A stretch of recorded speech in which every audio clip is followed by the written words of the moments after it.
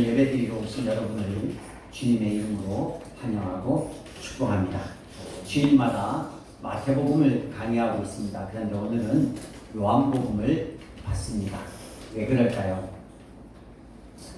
성경학교를 앞두고 성경학교에 대한 주제 말씀을 오늘 여러분들과 나누려고 합니다.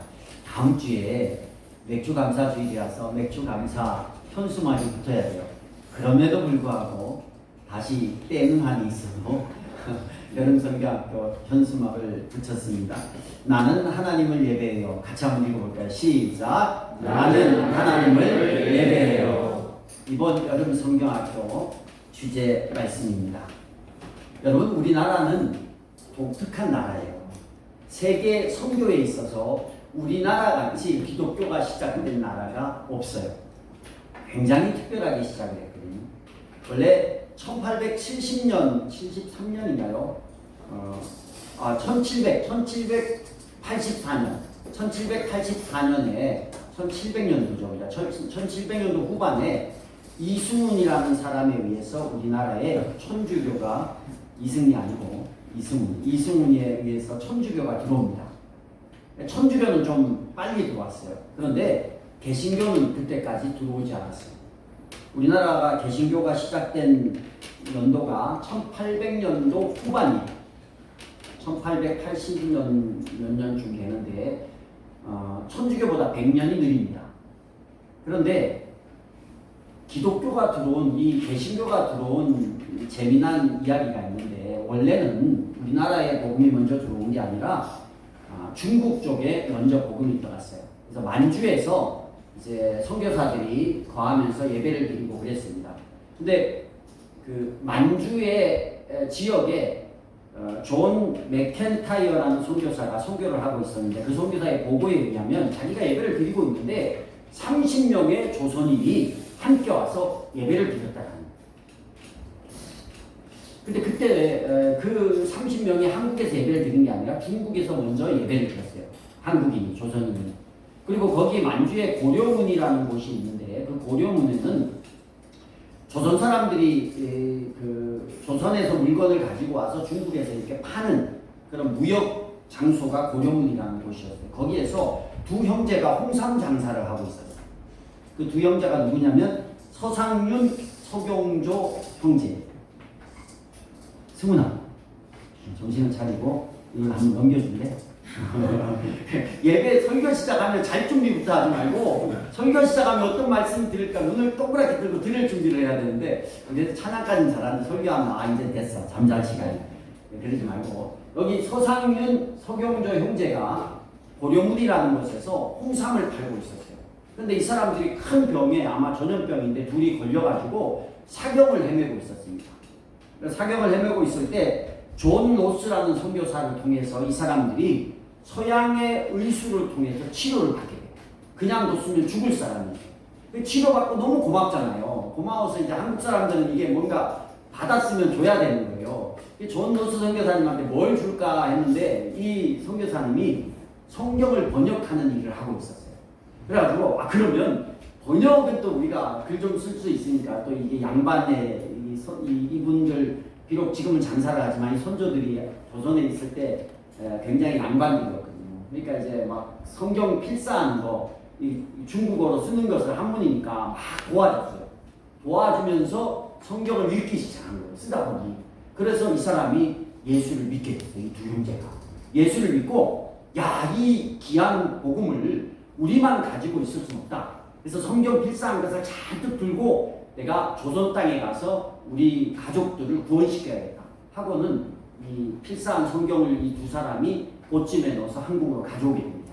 그때 이제 한국에는 이런 서학이라고 했죠. 천주교가 먼저 들어와서 굉장히 핍박을 받던 시대였어요.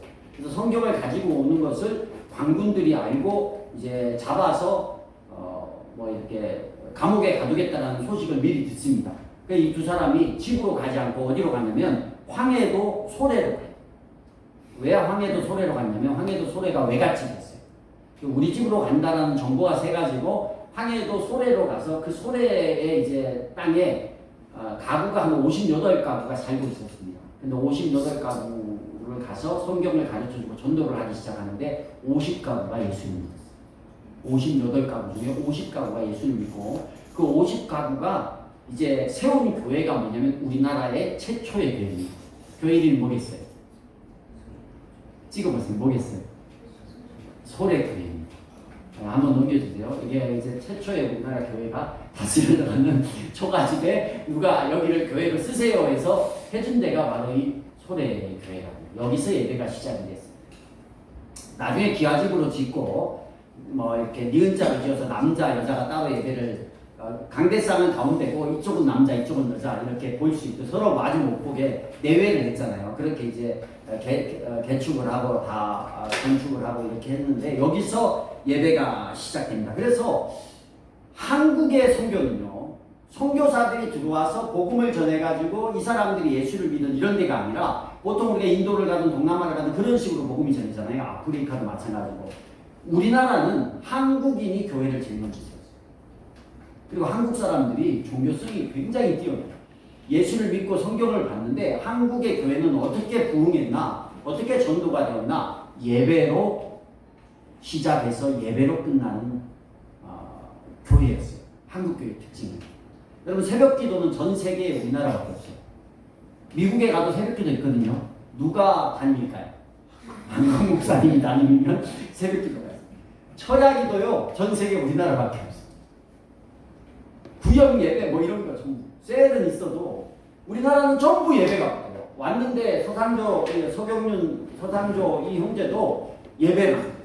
매일매일 예배를 드리는 거예요. 새벽 예배 드리죠, 수요 예배 드리죠, 금요 예배 드리죠, 주일 예배 드리죠. 주일도 요즘에는 우리가 5조밖에 없잖아요. 오후 예배. 전에 제가 신앙생활 할 때는 제가 이제 주일학교 교사할 때는 주일학교도 오전 오후가 예배가 있어요. 예배가 그러니까 한국의 성교의 특징은 예배라는 그렇게 하나님을 예배하는 걸 즐거워했어요. 예배하는 걸 너무 좋아했어요. 집에 가면 예배 드리고 싶어 했어요. 왜냐하면 그 시간이 누구랑 만나는 시간이에요? 하나님과 만나는 시간이에요. 예배를 드리니 성도들이 영이 사는 거예요. 영이 살고 예배를 드리니 하나님의 역사가 일어나기 시작합니다. 치유도 일어나고 마음의 평안도 주고 변화도 일어나고 이러면서 이 예배 드리는 사람들이 잘 되고 평안하고 여전히 상황은 어려운데 이 사람들이 뭔가 기쁨 가운데 살아가니 사람들이 뭐 있나 싶어서 교회로 몰려들기 시작합니다. 동생인 서경조 목사님은 우리나라 최초의 목사 7명이 이제 평양신학교를 통해서 세워지거든요. 그 7명 중에 한 명입니다. 참 은혜로운 그런 여러 박해와 어려움 가운데에서도 예배를 드리려고 했던 한국인들의 그 모습, 그것이 우리나라의 개신교회의 시작이었어요. 여러분 오늘날 예배는 어떨까요?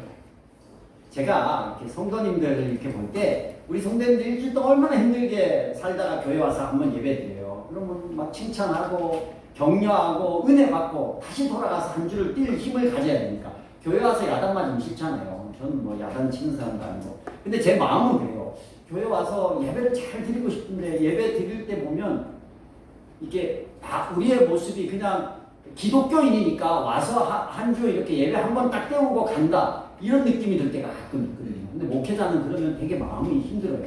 우리 고강희 선교사님 와서 막 힘든 얘기를 했잖아요. 그분은 이제 한번 왔다 가니까 할 얘기를 하고 가지만 저는 계속 봐야 되니까 자도 그래 교회 와서 자니까 감사하다 집에서 안 자고 이러고 말지만 여러분 예배를 한번 뜨겁게 드려보면요 그 안에 얼마나 큰 은혜가 있는지.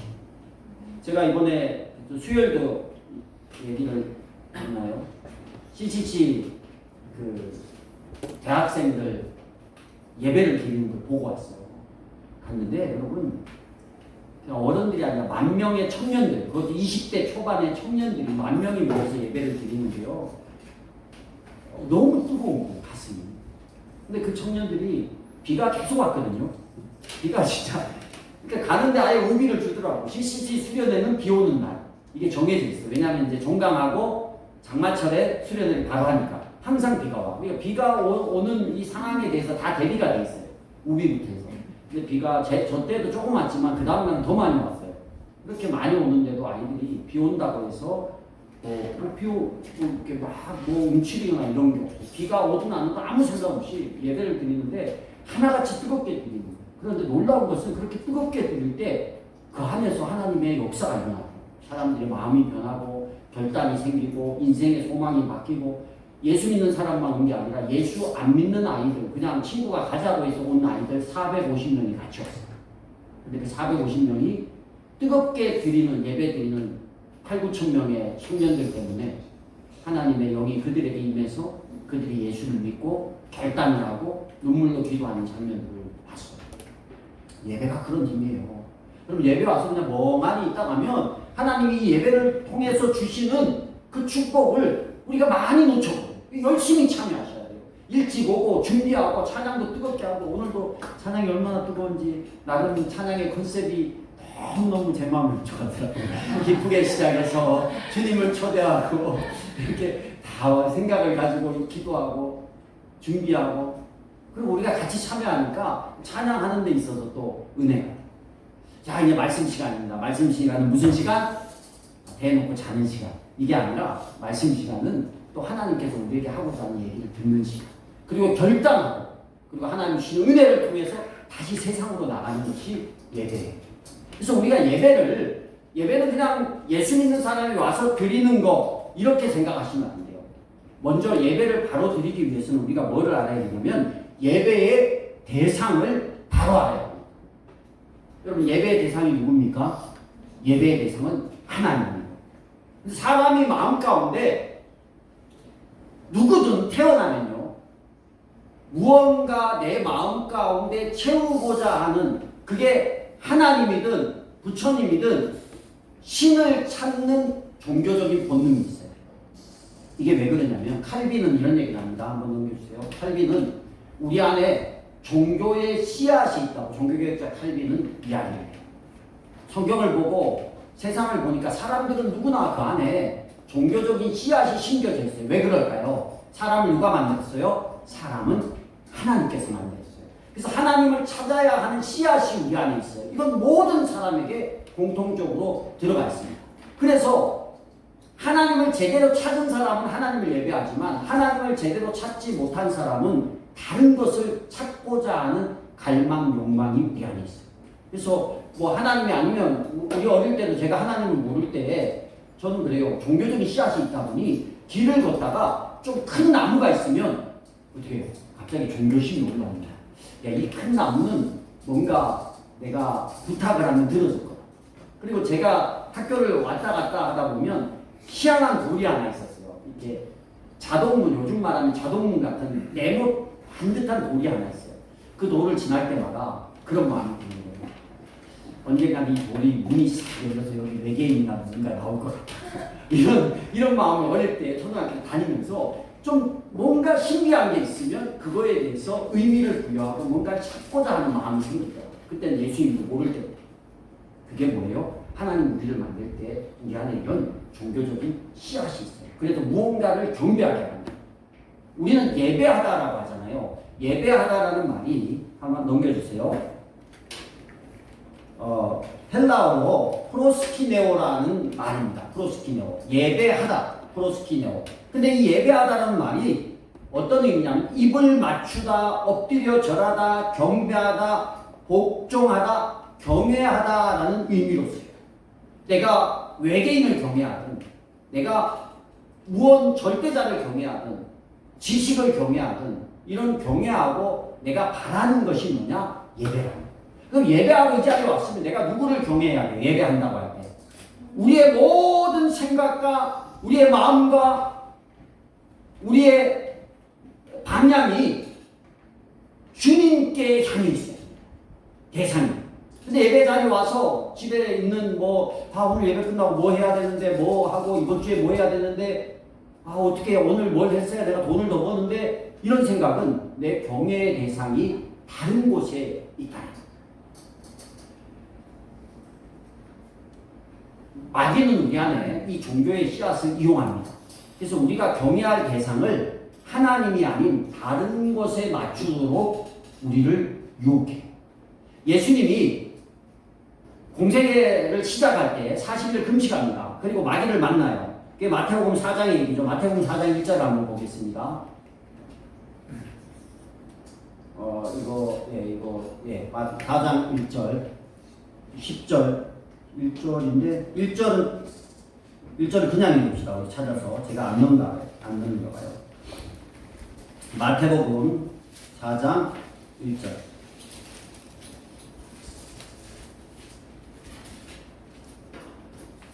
4장 1절 읽어봅시다. 시작. 그 즈음에 예수께서 성령에 이끌려 광야로 가셔서 악마에게 시험을 받으셨다. 40일 금식을 하고 이제 마귀가 예수님을 시험합니다. 마귀가 예수님을 시험할 때 세 가지 시험을 하는데, 첫 번째는 돌을 빵으로 만들어라. 그러니까 예수님께서 주님의 말씀으로 살 것이다 라고 이야기하고 이겨냅니다. 두 번째는 성전 꼭대기에서 뛰어내리라고 합니다. 그럴 때 예수님께서 주 너의 하나님을 시험하지 말라. 그리고 또 이기세요. 그리고 마지막 마귀의 시험이 무엇이었냐면, 이 높은 산으로 예수님을 데려가서 세상의 모든 나라와 그들이 누리는 영광을 예수님 앞에 보여줍니다. 그리고 나에게 절을 하면 이게 뭐예요? 여기서 쓰이는 단어가 바로 예배하라, 경외하라, 입 맞추라. 네가 나에게 입을 맞추면 네가 보고 있는 저 세상의 모든 나라와 그 영광을 너에게 주겠다. 마태복음 4장 10절 읽어봅시다. 시작. 그때 예수께서 그에게 말씀하셨다. 사단아 물러가라. 성경에 기록하기를 주 너의 하나님께 경배하고 그분만을 섬겨라 하였다. 아멘. 마귀가 이렇게 우리를 얘기합니다. 하나님 아닌 다른 무언가를 섬겨라. 네가 나에게, 뭐 그런 영화도 비슷한 게 있더라고요.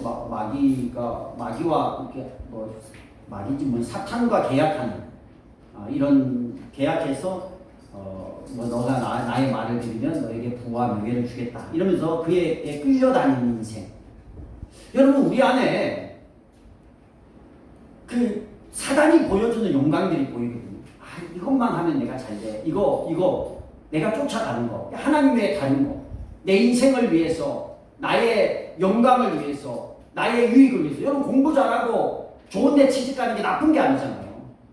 근데 그것이 하나님을 위해서가 아니라 나의 영광을 위해서, 나의 누림을 위해서 그 일을 한다고 하면 하나님을 예배하는 게 아니에요.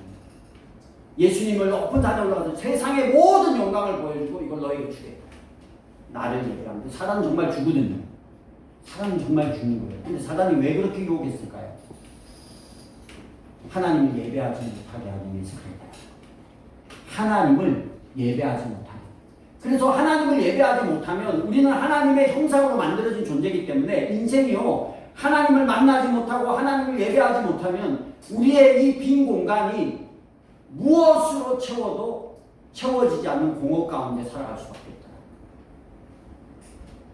17세기 수학자 블레이즈 파스칼이 이런 얘기 있습니다. 그 뒤에 전에 거 아까 그림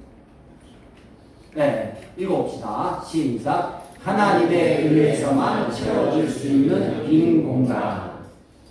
우리 안에요. 유명한 파스칼 다 아시잖아요, 그죠? 제가 전도지를 이번에 호산나라는 데서 전도지를 10,000원에 1,000장을 준대요. 목사님 10,000원에 1,000장, 할만하다, 갔다가 뭐 여러분이 쓰면 되겠다 하고 신청을 했더니 뭐 왔더라고, 이제. 근데 10,000원짜리가 종이가 너무 얇고 제 마음에는 안 들지만 싼 맛에 샀어요. 근데 거기 내용이 뭐냐면 이 파스칼의 이야기가 쭉 적혀 있더라고요. 뭐 심리학자이자 수학자이자 또 여러 가지 종교 신학자이자 이런 분인데, 우리 안에요, 채워질 수 없는 빈 공간이, 누구로만 채워지는 공간이요? 하나님으로만 채워질 수 있는. 근데 빈 공간이 있으니까 거기를 사람들은 자꾸 채우려고 해요. 내가 건강하면 채워질까? 내가 돈이 많으면 채워질까? 내가 뭐 행복을 찾아서 그 행복으로 내 안에 빈 공간을 채워질까? 근데 무엇으로도 채워지지 않는 빈 공간이 있다. 근데 뭘로 채워요? 하나님으로 채워진다. 근데 사단은 하나님이 아닌 다른 걸로 그것을 채우게 만들어요. 그래서 우리로 하여금 다른 것을 쫓아가게 해요. 그러니 인생이 계속 공허합니다. 사람이 죄로 오염돼서 그 공간을 다른 걸로 채우려고 할 때 예수님은 우리에게 보여주는 거예요. 첫 공생애를 시작하면서 여러분의 그 빈 공간을 마귀가 유혹하는 세상의 영광으로 채우지 말고 하나님으로 채우라. 뭘로 채우라? 하나님으로 채우라. 그게 뭐예요? 그게 예배입니다. 그게 예배예요. 내가 오늘 하나님을 예배하는 것이 나의 공허한 빈 공간이 채워지는 거예요. 근데 내가 그게 채워지지 않는다. 여러분, 그건 내가 하나님보다 다른 걸로 채우려는 마음이 예배 드리는 수도 있다. 예배의 뜨거움을 경험해 보면 하나님의 채우심이 뭔지를 알게 돼요. 이게 예배인데 이 예배를 우리가 너무 소홀하게 생각해요. 왜 그렇게 됐냐? 두 번째는 예배의 자세, 예배의 목적이 다른 것입니다. 우리는 예배를요, 내가 만족하는 데 초점을 맞추고 있습니다. 하나님을 경외하고 하나님을 기쁘시게 하는 게 아니라 내 만족을 채우는 도구로 예배를 사용할 때가 많이 있습니다. 마태복음 21장에 보면 예수님께서 당시 이스라엘 사람들이 예배하는 성전을 찾아갑니다. 우리 마태복음 21장 12절 13절 한번 읽어볼게요. 12절 같이 읽어보겠습니다. 연속해서 시작. 예수께서 성전에 들어가셔서 성전길에서 팔고 사고하는 사람들을 다 내쫓으시고 돈을 바꿔줄 사람들의 상과 비둘기를 파는 사람들의 의자를 들어보시고 그들에게 말씀하셨다. 성경에 기록한 바 내 집은 기도하는 집이라 불릴 것이다 하였다. 그런데 너희는 그것을 강도들의 소굴로 만들어 버렸다. 아멘. 이 장면을 잘 아실 겁니다. 성전은 하나님이 계신 곳이고 하나님을 예배하는 장소예요. 그런데 당시에 예수님께서 예루살렘 성전에 딱 갔더니만 성전 뜰 안에 온통 장사하는 사람들이 있어요. 기도하고 예배하는 자리인데 이 제사장들부터 전부 예배 드릴 때 돈벌이의 목적이 있어가지고 성전에 내는 성전세를 자기들이 원하는 화폐로만 내게 하는 거예요. 당시에 쓰지 않는. 그래서 그걸 와서 거기서 교환을 해야 돼요. 환전을 해야 되는 거예요. 근데 환전하는데 환전세를 엄청 붙여서 먹는 거예요. 재물을 하나님 앞에 드려야 되는데 다 자기 집에 있는 제일 좋은 걸 가지고 와서 재물로 드리는데 그거 안 돼. 여기 성전에 드리는 재물은 우리 가게에서만 파는 걸로. 몇몇 가게를 누가 지정해줘요? 성전을 하는 제사장들이 지정해줘요. 그래서 요 집에서만 사야 돼. 이 집에서만 사는 재물만 받고 나머지는 안 돼. 근데 내가 데리고 온 양이 더 좋은 거예요. 건강하고 좋은 거. 근데 이건 울며 겨자 먹기로 바꿔야 되고 돈을 웃돈을 줘서 받았는데 그 양이나 그 비둘기나 그 재물은 오히려 흠이 있고 모자란 빚적마른 재물감도 못 되는. 그런데 어쩔 수 없어요. 그걸 안 하면 성전에서 제사할 때 받아주질 않으니까. 이게 뭐예요? 예배에 주객이 전도된 거예요. 예배가 하나님을 예배하는 것이 아니라 자기의 유익을 취하고자 하는 모습으로 바뀌었어요. 그래서 예수님께서 거기 가가지고 아주 화를 내시면서 상을 뒤집어 엎고 다 완전 뭐 요즘 말로 하면 깽판을 쳐놓은 거예요. 예수님도 그럴 때가 있어요. 왜요? 하나님을 예배하는 그들의 자세와 그들의 목적이 너무나 잘못되어 있기 때문에 예배는 너희들의 유익을 누리는 그런 시간이 아니야. 네가 은혜 받았다고 예배를 잘 드리고 네가 원하는 말씀이 들렸다고 해서 예배를 잘 드린 게 아니야. 예배는 하나님께 영광과 감사를 드리는 시간이지. 예배는 내가 느끼고 감동받고 은혜를 물론 있으면 감사하죠. 그런데 그것이 주 목적인 자리가 아니라는 거예요. 그것만 바란다면 예배는 나 중심의 예배가 되는 거예요. 나 중심의 예배가 아니라 예배의 주인공은 하나님. 그래서 우리가 헌금을 드리고 찬양을 하고 모든 걸 할 때 찬양이 오늘은 나한테 잘 맞는 내가 잘하는 찬양이야. 신났다. 내가 잘 모르는 찬양 올 때는 오늘 예배가 이게 뭐 별로였어. 찬양도 별로였고 이게 전부 누구 기준입니까? 내 기준입니다. 우리 하나님은 그냥 자기의 하나님을 높일 수 있는 찬양을 드리고 찬양을 잘 모르면 뭐 가사만 읽어도 되잖아요. 몇 번 들으면 알잖아요. 몇 번 들으면. 그리고 그 마음을 다해서 내가 하나님 앞에 드리고 기도도 하나님, 오늘 여기 기도하는 사람이 기도할 때 오늘 왜 이렇게 기도 짧고 이게 아니라 그 기도를 같이 하나님 앞에 올려드리고 헌금을 할 때도 1,000원이 됐든 10,000원이 됐든 얼마가 됐든 관계없이 내가 이 물질을 그냥 와서 교회 와서 밥값 낸다가 아니라 하나님 앞에 드린다. 그래야 그게 하나님께 받아지는 거예요. 하나님이 돈이 없어서 우리한테 헌금을 많이 하라니까 그거 아니잖아요. 많이 하고 안 하고 상관없는 거예요. 그냥 하나님 앞에 무엇이라도 내가 있는 거 드릴 수 있다. 두레돈 찬양 매번 하잖아요. 내게 가진 것 그것밖에 없어. 어떻게 200원. 근데 그걸 그냥 와서 2만 원 하면서 아무 생각 없이 하는 거. 아, 내가 그냥 교회 다니니까 나는 뭐 이 정도는 해야 자격이 있어. 이거 자격 아무 상관 없어요. 그게 아니라 단돈 200원을 하더라도 마음이 하나님 내가 이것밖에 없어요. 그러나 내 전부를 드립니다. 이런 마음으로 하나님 앞에 그냥 하나님께 드리고 모든 게 하나님께 드립니다. 이 자세가요. 예배 드리는데 아주 중요한 자세. 그래서 예배가 내가 체험을 받는 자리가 아니라 하나님께 나를 드리는 자리로 이 시간에 여러분이 예배를 드리면요. 여러분, 우리 모두가 하나님께서 우리에게 은혜를 부어주십니다. 에스라가 성전을 짓고 이스라엘 백성을 모아서 말씀을 전할 때 얼마나 대단한 설교를 한지 아십니까? 화려한 언변과 예화와 감동 있는 그런 이야기로 설교를 한 게 아니라 두루마리에 있는 율법을 그냥 읽었답니다. 근데 거기 모인 모든 이스라엘 백성들이 눈물을 흘리고 기도합니다. 이번에 우리 딸이 CC 수련회 와서 여러 고백을 간증을 많이 했는데 딱 하나가 제가 기억이 나요. 동의를 안 구했는데. 근데 그 자세한 얘기는 아니고 설교를 뭐 많이 들었는데 설교보다 설교 안에 하나님의 말씀이 너무 은혜가 이 정도는 했죠.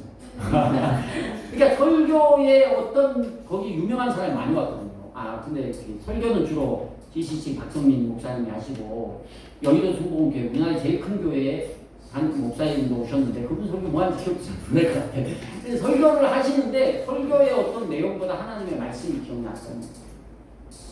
감동적인 예화나 이런 거는 내가 듣고 싶은 얘기고 하나님의 말씀은 뭐예요? 하나님이 하시고자 하는 얘기잖아요. 그러니까 하나님께 초점을 맞출 때 그 예배가 우리 안에 은혜가 되고 역사가 됩니다. 마지막으로는요. 다른 예배를 드려요. 다른 예배는 뭐냐면 예배의 환경이나 화려한 장식이나 음악이나 이런 데에 우리가 관심을 갖는 게 아니에요. 다른 예배는 오늘 본문을 읽었죠. 영과 진리로 드리는 예배가 다른 예배입니다. 오늘 본문에 그 요한복음 4장을 보면 한 여인이 등장하는데 그 여인이 누구냐면 사마리아 여인입니다. 사마리아 여인인데 그 사마리아 동네에서도 손가락질 받는 여인이었잖아요. 그 여인이 한낮에 물 들어와요. 그러니까 그 시간에 잠자는 시간인데 물 들어왔다는 얘기는 사람들 눈을 피해서 남들 잘 때 잠깐 물 떠가는 이런 부끄러운 여인이었어요. 그런데 이 사마리아 여인에게 유대인 남자가 접근합니다. 그 유대인 남자가 누구냐면 예수님이에요. 사마리아 여인이 깜짝 놀랐죠. 같은 사마리아 사람이 와도 피할 판인데 유대 남자가 왔으니 유대 남자가 나한테 말을 거는 것 자체가 이상한 거예요. 근데 보니까 특별한 사람 같아요. 그래서 예배에 관한 평소에 궁금한 것을 물었습니다. 사마리아 사람들은요. 보통 유대인들은 어디 가서 예배를 드리냐면 예루살렘 성전에 가서 예배를 드립니다. 1년에 3번씩. 근데 사마리아 사람들은 유대인들이 이방인보다 못하게 여기기 때문에 자기들은 이스라엘 민족이라고 생각하지만 예루살렘 가서 예배를 드릴 수 없는 존재였어요. 그래서 어디 가서 예배를 드리냐면 그리심산이라고 사마리아 사람들만 가서 예배 드리는 장소가 있었어요. 근데 거기서 장소를 드리면서도 자기들이 배운 게 있으니까 늘 찜찜한 거예요. 어떤 마음이 있었을까요? 우리가 여기서 예배를 드리지만 우리가 드리는 예배는 과연 하나님이 받으실까?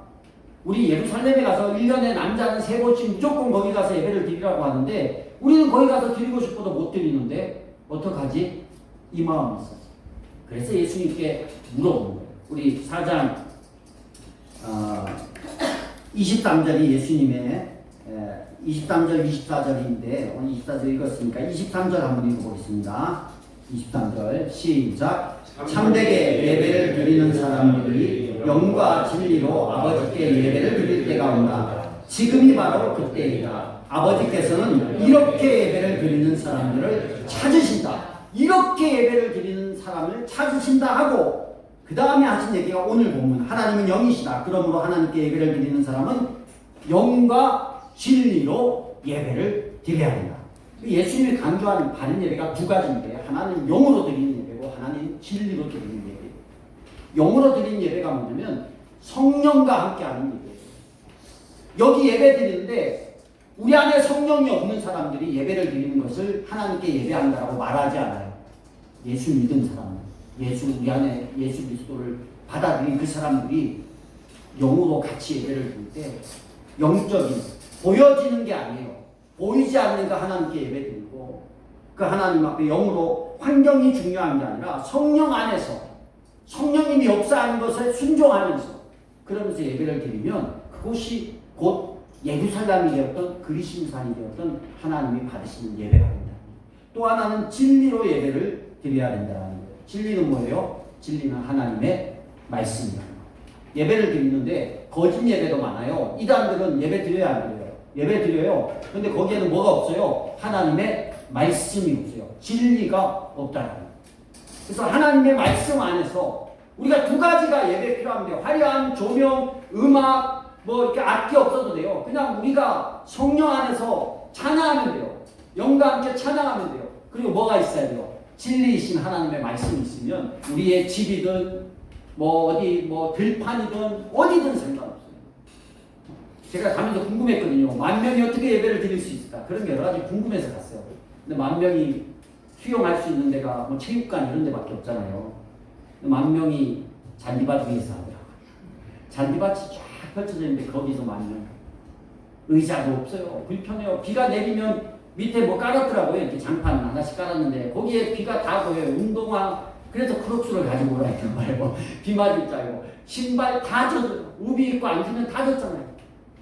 아무 상관없어요. 그 안에 성령이 함께하고 그 안에 하나님의 말씀이 있으니까 어느 장소보다 뜨거운 예배가 그 안에서 일어납니다. 여러분 우리가 하나님이 예배를 통해서 우리에게 복을 주시고 예배를 통해서 이 나라를 세우시고 예배를 통해서 대한민국에 참 부흥의 역사를 일으켰어요. 우리가 영혼구원에서 제자 삼아요. 이유가 뭐예요? 왜 영혼구원에서 제자 삼아서 뭐하라고? 그 사람은 하나님을 예배하게 만드는 예배자로 세우는 거예요. 영혼구원에서 제자가 된다는 말은 내가 그냥 나의 제자 만들고 이런 게 아니라 하나님을 예배하는 하나님의 제자를 만들어내는 게 우리의 일이죠. 이번에 우리 아이들, 주일학교 아이들도 예배가 뭔지를 이번 여름 성경학교를 통해서 제대로 알고 우리 역시도 우리 아이들과 함께 하나님을 제대로 예배해서 예배를 통해서 주시는 하나님의 은혜와 그 복을 정말 하나님을 영광되게 할 때 하나님께서 그 영혼들을 어떻게 세우는지를 우리가 경험하고 또 우리의 선대들이 우리에게 이 좋은 것을 물려줬듯이 우리의 후대에게 예배하는 삶을 물려줄 수 있는 저와 여러분이 될 수 있기를 주의 이름으로 축복합니다. 하나님을 기쁘시게 이웃을 행복하게 영혼 구원하여 제자 삼는 교회 예수 가족 교회